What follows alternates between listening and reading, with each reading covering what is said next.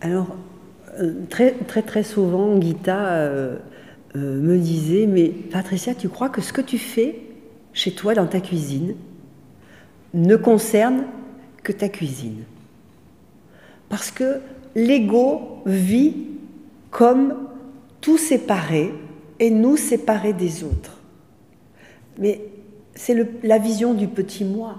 La vision du grand moi, elle est tout autre. C'est que tout est uni et nous sommes un grand corps. Et ce que nous faisons en bien ou en mal influence tout le reste. Et si on peut comprendre que, comme le disait Gita, que nos petites guerres dans nos salons multipliées font un jour la grande guerre qui va se passer à l'autre bout de la planète, et que nous sommes tous responsables de semer la guerre ou de semer la paix, eh bien alors on peut comprendre que chaque fois que nous faisons un pas vers cette évolution de nous-mêmes, vers cette transparence, vers cet amour, chaque fois que nous nous transformons et que nous dépassons notre histoire, nous nous libérons nous-mêmes de notre histoire.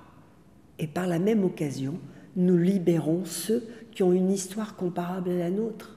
Nous ouvrons la route et nous la rendons accessible à ceux qui ont une souffrance semblable à la nôtre.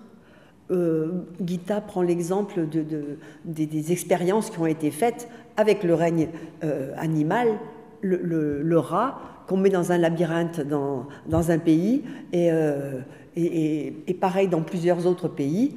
Eh bien, ils en passent du temps avant de trouver la sortie du labyrinthe. Et puis un jour, il y en a un qui la trouve.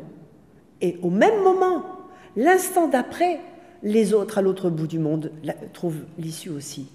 Donc on est devant une loi qui est autant dans le bas que dans le haut. Et après, Gita rajoutait, donc ça veut dire que si chaque fois que je refuse un pas, je freine l'évolution de toute la vie, je freine les autres. Et chaque fois que je régresse, eh bien, j'entraîne avec moi tous les autres. Et puis, chaque fois que les choses me sont faciles, je remercie que d'autres aient fait ces pas avant moi pour me faciliter la route aujourd'hui. Alors voilà la manière dont on peut se voir tous liés, se sentir tous reliés.